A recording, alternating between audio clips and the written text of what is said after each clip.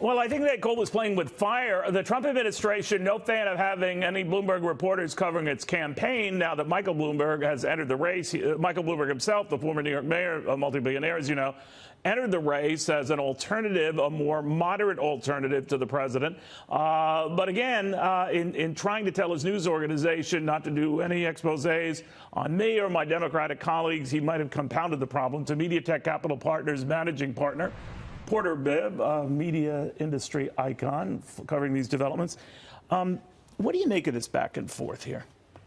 Well, I think he has Bloomberg has two problems. One is Trump, and the other is Bloomberg LP. Right. Because he's got to keep it neutral. Micklethwait, his editor-in-chief, put a big memo out that everybody paid a lot of attention to, saying, Mike said, cover me, but cover everybody else, and don't put any favors on. But by the same campaign. token, exposés that they were doing on other candidates, they stopped doing now. That's right. So with the best of intentions, he's actually created more of a firestorm. It's an issue. Yeah. And we've never had a media candidate run for president, and these are new issues that are going to have to be resolved one way or the other. Refresh my memory. You were educating me a little during the break here. How did he handle this when he was mayor, three-term mayor of New York City? Well, he was lucky he had no real opposition. So, yeah. and he spent $100 million. But he didn't divorce himself from the company, No, he right? absolutely not. And what's interesting is he hasn't said what he's going to do with the company if he were absolutely going to win in 2020. He could put it in trust.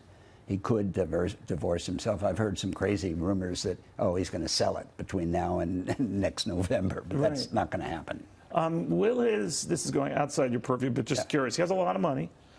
Will that make a difference in the race? When you talk to people, what do they say? It depends. I mean, look at Tom Steyer, for example. He spent tens of millions, maybe even hundreds of millions of dollars on television commercials. They're nice. They're bland. They're not compelling. They don't sock you between the eyes and say, "I've got to see more about this guy." It's how you use the media, and Bloomberg is a master at manipulating the media. So I think it's going to be a big game changer for the Democrats. And his ads, regardless of what you think of the guy, they're very nice. They're very impressive. So he obviously can get the best talent. That's right. You and I were also talking briefly about the notion of if the president is reelected, will he be a tougher judge and apply more scrutiny to media mergers, more based on perceived bias than anything else? I think that if a particular company is very strongly against the administration, yes, that's going to impact any chance that they have to do business that might have to be regulated by the government. But actually, I think that what we're looking at is more consolidation, particularly in the streaming wars. There are not going to be a dozen winners. There are going to be maybe 4 companies that survive, and who would they be? Well, Disney, of course, right now has the best chance. Netflix is not going anywhere. The problem that Netflix is facing, in 5 years, they'll have maybe 150 million global subscribers, and so will Disney. But the difference is Disney's making a profit, and Netflix never has. Somebody else is going to have to take over Netflix. So the media world, as you see it, with those major players, what happens after the next election? In other words, streaming is all the thing, and Disney certainly has that in spades here. How do you see this all shaking out next year? Well, it's unlikely, for example, that major communications companies, let's say broadcast companies, are going to become more partisan. I think it'll be less because the audiences are. Your audience at Fox is an interesting size audience, but it's not. It's mostly senior citizens. The demographic is way up in the high 60s. To stay in business, but in the other news channels, I mean, they're in the low 60s. Right? The others in low, yeah. But this is what I'm saying. No, they're all going to have to change and modify to hit the demographics that advertisers want. But Disney seems to have found that sweet spot, right, Porter, with the other that draw in younger viewers. Well, they've got ESPN, which right. basically controls most of the live sports rights. They've got ABC for the general audience and the older and female audience. In their streaming side, they've done a wonderful thing by bundling already, which is putting Hulu and ESPN in with Disney Plus. That's terrific, and all of the other streamers are going to have to start bundling as well. You see, CBS, for instance, is trying to do a dual path. We're going to do original content, and we're going to sell to the other streamers. CBS is a target. You had Charlie Gasparino on a few minutes ago. He and I in the corridor were talking about who's going to buy. I think Verizon is a potential buyer of CBS Viacom.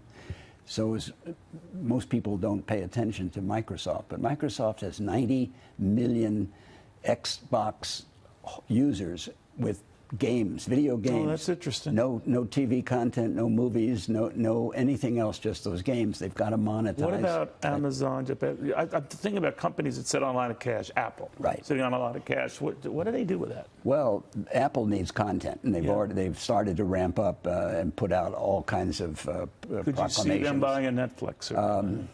It's very likely. What about Amazon? I don't think Amazon, they have a different reason for being in streaming. They're basically selling you Amazon Prime, free delivery, and the streaming is a bonus. So it's got a good content side, but they're not spending $50 billion on original content. They're putting one or two good shows and keeping everybody happy, because for the $12.99 and it costs a month, you get free delivery, and that's more important to the majority of the public than getting a whole array of old TV shows. If a Democrat were to take the White House, would the landscape change for these media companies, and if so, how so? I think it has to. I'm not sure that Democrats or Republicans realize how important it is to regulate the internet, and Europe has already done it. The rest of the world is regulating the internet. You know what the FCC, where it came from? In 1934, FDR said Hitler's speeches were mesmerizing the Germans and creating a warlike environment. I don't want that to happen in the United States. So he created the FCC to regulate the internet. The internet operates in the airwaves, and we all own the airwaves. They're public domain. The FCC needs to regulate, to be reshaped, reformed, and look at how. But you were saying it gets no government money per se. Right? It's off the people that police. That's the irony. The FCC does not get one penny of federal funding, and that's the most important agency in the United States government. They get $300, maybe $400 million of the license fees that they charge Fox and AT&T and Verizon and other broadcast and telecommunications companies. They have 1,200 employees. Google has, just monitoring YouTube, 10,000 employees.